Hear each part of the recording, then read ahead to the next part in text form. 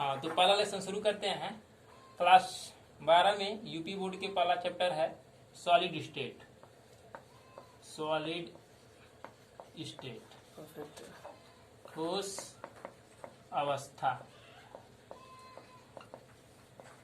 तो पहले हम इस चैप्टर का परिचय देंगे, इंट्रोडक्शन।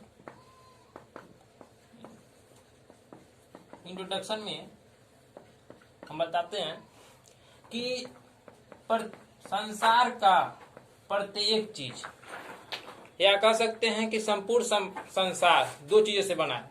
पूरा विश्व दो चीजों से बना है, पहला द्रव्य और दूसरा ऊर्जा। तो जो द्रव्य है वह संपूर्ण का कारक है, यानी कह सकते हैं कि पूरे विश्व का कारक है। और जो ऊर्जा है वह हमारे जितने भी वस्तुएं हैं, जितने भी विश्व के प्रकारें हैं, वस्तुएं हैं, उन्हें चलाने का, हस्तांतरित करने का काम करता है। तो हम ये भी जानते हैं कि वैज्ञानिक ने सिद्ध कर दिया है कि जो कोई वस्तु हो, कोई भी पदार्थ हो, तो पदार्थ जो होता है वह छोटे छोटे कणों से मिलकर बना होता है। किससे मिलकर बना होता है? छोटे छोटे कणों से मिलकर बना होता है, छोटे छोटे कणों। अब कण कौन से हो सकते हैं? ये परमाणु हो सकते हैं, आयन हो सकते हैं, मूलक हो सकते हैं, यानी इत्यादि हो सकते हैं। ठीक, तो हम इसके बारे में तो अगर देखते हैं तो परमाणु, आयन, मूलक, ये हमारे वैज्ञानिक ने सिद्ध किए हैं। तो हम पहला जो चैप्टर पढ़ेंगे ठोस अवस्था, तो ये इन्हीं से रिलेटेड है। तो प्रत्येक पदार्थ जो होता है, प्रत्येक पदार्थ दो प्रकार से बटा होता है। पहला दृढ़ पदार्थ और दूसरा होता है तरल पदार्थ। तो दृढ़ पदार्थ क्या होता है? दृढ़ पदार्थ वे होते हैं जो अपने जगह पर स्थायी होते हैं, बहते नहीं हैं। और जो पदार्थ बहते हैं उन्हें तरल पदार्थ कहते हैं। तो दृढ़ पदार्थ में पहला आता है ठोस, इसमें एक ही सिर्फ होता है। और तरल पदार्थ में दो होते हैं, द्रव व गैस। तो हमें इसी के बारे में पूरा अध्ययन करना है, तो ठोस के बारे में। तो भाई हम इसका ठोस के बारे में पढ़ते हैं आगे। चलो, हाँ, तो ठोस, तो ठोस के बारे में बताते हैं आपको।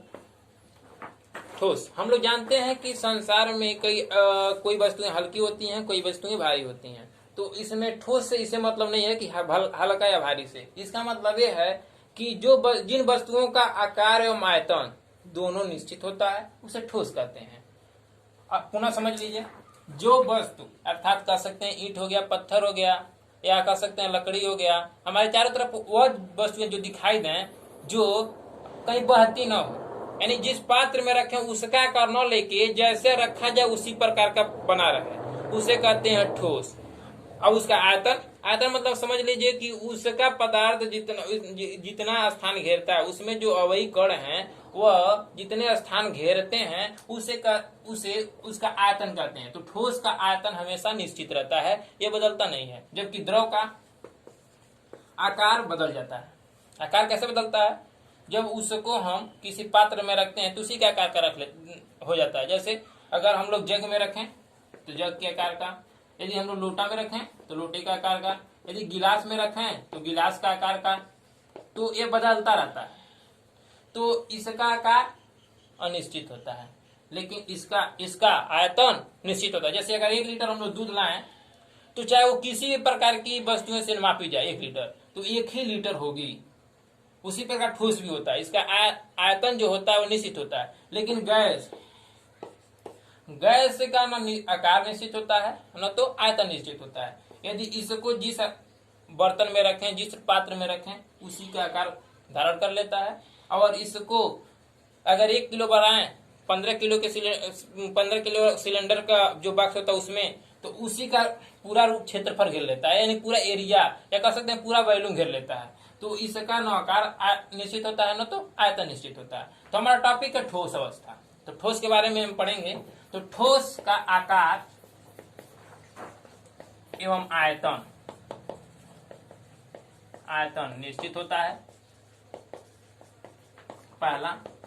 दूसरा टॉपिक है कि जो इनके कण होते हैं, अर्थात जिससे ये ठोस बनते हैं, उनके अवयवी कण इतना नजदीक होते हैं इतना नजदीक होते हैं कि इनके बीच लगने वाला जो बल होता है, जिसे कहते हैं आकर्षण बल या अंतरा आणविक आकर्षण बल, वो बहुत ही अधिक होता है, इतना प्रबल होता है कि इनके कण हस्तांतरित गति करना भूल जाते हैं, यानी अर्थात ये आकर्षण बल अंतरा करने ही नहीं देता है। जो इनके कण हैं इतने नजदीक होते हैं, इतने प्रबल बल से आपस में आकर्षण करते हैं कि इनका हस्तांतरित गति भूल जाता है, कर ही नहीं पाता है। करना तो चाहता है लेकिन कर ही नहीं पाता है, क्योंकि इनके बीच इतना प्रबल अधिक बल है। लेकिन जैसे ही यह द्रव में जाता है तो वह हस्तांतरित गति भी करता है, क्योंकि वो बहता है, गैस भी बहते हैं। लेकिन इसमें क्या होता है, ये कंपनी गति करता है, यानी कंपन गति करता है, आपस में घूर्णन गति करता है। ये नहीं कि नहीं गति करता है, गति करता है। कौन सा? कंपन गति और दूसरा घूर्णन गति। लेकिन तीसरा इसका स्टेप क्या है?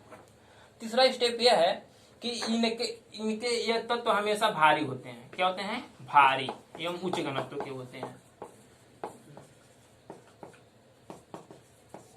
अर्थात जो ठोस है वह अपने आप में बहुत ही भारी या कह सकते हैं उच्च घनत्व वाला पदार्थ है।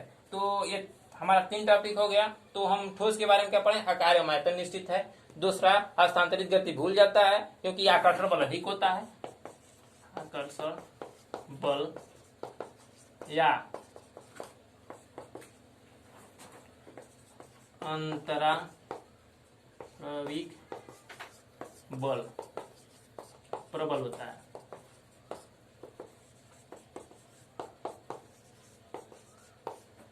तो इतना हम इसके परिचय बताए। आगे हम पढ़ाएंगे ठोस के कणों के आधार